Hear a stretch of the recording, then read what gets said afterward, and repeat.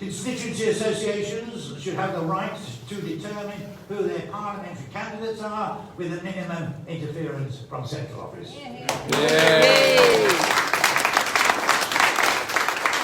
Members should be able and allowed to debate motions at the party conference and vote on those motions. The party constitution should be capable of being changed by general meeting of the party, by members of the party, on the basis of one member, one vote. And the power of the party board to effectively do anything it likes in ignorance of the rest of the constitution should be eliminated. That will modernise the Conservative Party. But what has happened in the last couple of years to freedom, liberty, democracy, justice? The internet, dominated by a small number of big tech companies, delete information they disagree with.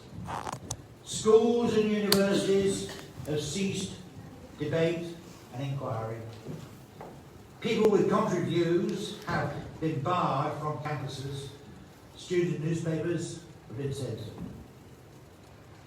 Employees have been made to undergo psychological re-education. People have been sacked from their jobs for saying that there are two biological sexes. Families have been kept from their dying loved ones. Daughters have been arrested for collecting their mothers from care homes. Vast numbers of children have been sent home from school and denied a proper education because one classmate has lost their sense of smell. We have been told that an antivirus vaccine, although the vaccine isn't compulsory, yet those who refused it have been sacked from their jobs. We have been stopped from going to bars and stadiums. And our unassailable leaders have ignored the rules they have set for others again and again, blissfully uncontrolled and untroubled by cries of hypocrisy. Global leaders, bureaucrats, scientists, royalty, the super rich have met in private to discuss how we all must live. Blinded by hubris, they believe that they alone can bring about utopia. And the language they use is made up of meaningless phrases like sustainable development, build back better, levelling up.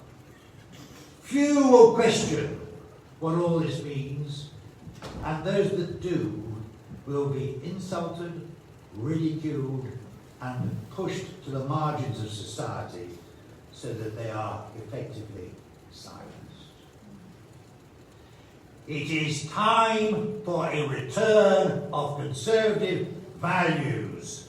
The Conservative Party must maintain itself as a democratic national organisation supported by a broad section of the population from all walks of life.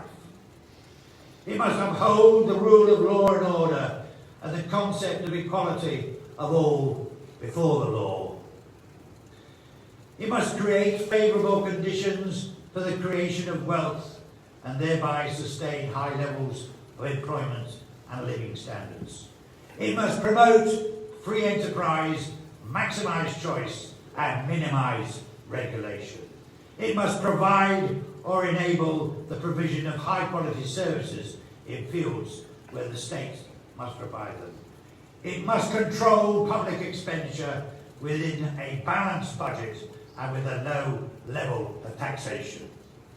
It must ensure the integrity and security of the realm, and it must ensure a fair democracy based on the principle of one person, one vote.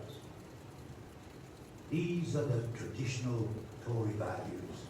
These are what we want to see put forward by the Conservative Party. You know, I am in the sunset of my life, and I look to a new generation to uphold these values. I look to Miriam, to Joy, to Jonathan, to hold the torch of the Conservative Party, the torch of liberty and freedom that has shone so bright in our nation in the past. And in the words of Ronald Reagan, I'll be there as a foot soldier in your army, ready to do everything I can to assist you in your endeavours. So let us all go forward with hope that we can now recreate our Conservative Party and a country that we can be proud of. Thank you.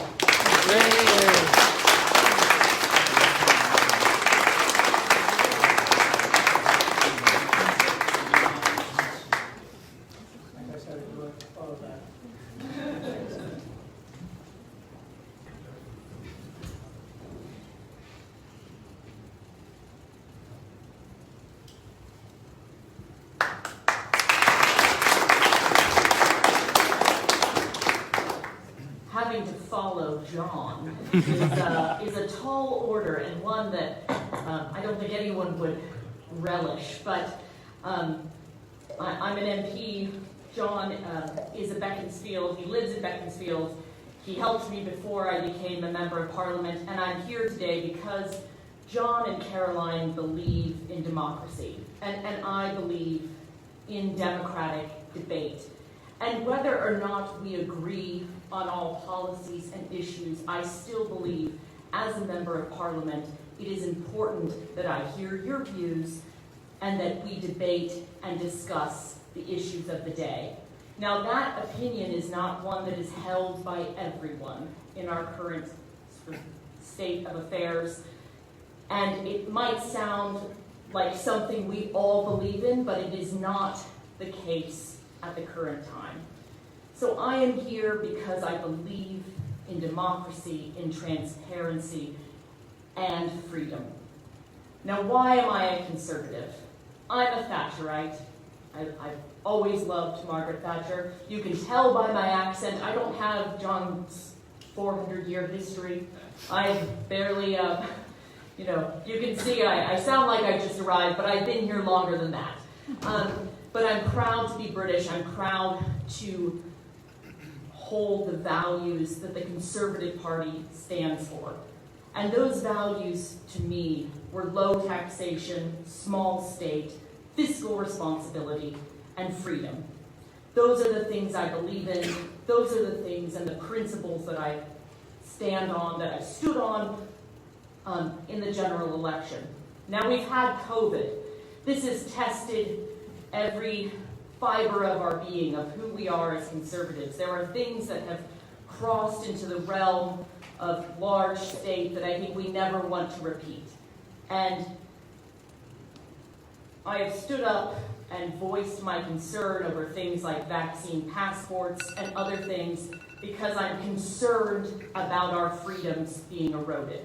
I am concerned for the state and its ever-reaching scope. And now that was a time of natural sort of an emergency, of a global emergency. But now that we have come through it, can the Conservative Party be conservative? I believe having us here today is the first step toward recovering our democratic freedoms. And having that ability to debate and to talk with one another is so important.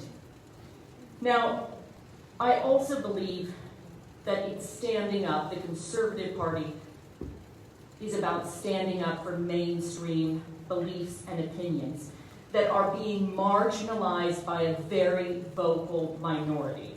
I believe that women are women, and I believe that James Bond should remain who he is. Now, call me...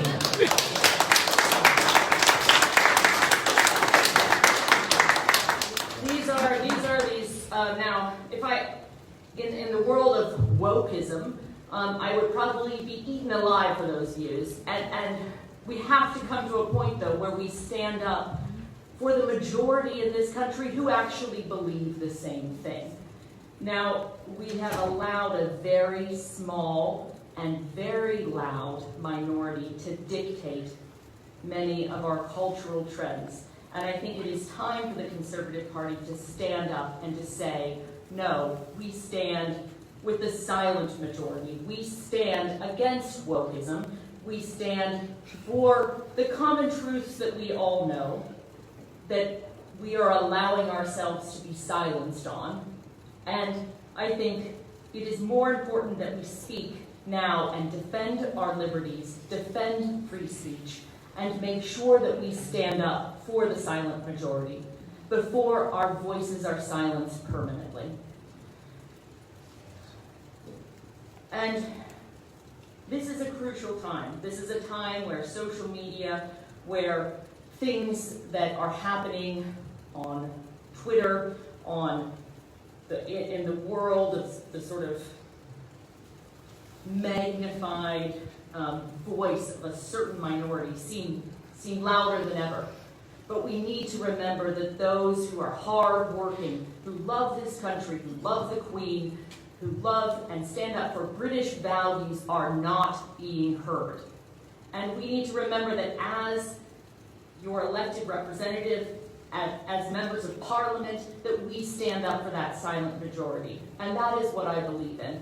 And I believe that the Conservative Party can regain those values and does stand up for those values. Now, we had Miriam here, and Miriam showed tremendous courage. She didn't talk about this, but she voted against the government, and she stood and vocalized her opposition to people being vaccinated in care homes, mandatory vaccination. Now, to stand up as a new intake and vote against the government took a tremendous amount of courage. There were very few MPs that did so. On the issue of taxation and raising national insurance, there were only 5 or so MPs from my intake that voted against the government. And we are in a time of political debate where opinions that differ in any way from the approved line are looked on as, I don't want to say, I'm trying to think of a politically correct way of saying. Your time is limited if you're going to actually not toe the approved line. And I believe in the party. I'm very loyal to the Prime Minister and to the party, but I think it is important that we allow debate to continue. And I think having something like this is very important. It is crucial as we come out of the pandemic, as we stand up for freedom, that we allow our voices to be heard. So thank you, John, for having this today. Thank you, Caroline. Thank you to all of you who have stood up for freedom throughout the pandemic. And I hope that together we can move forward, building back democratic values, standing up for conservative values within the Conservative Party, and just regaining what we have, and the good things we have now that we're moving past the pandemic. So thank you. Thank you.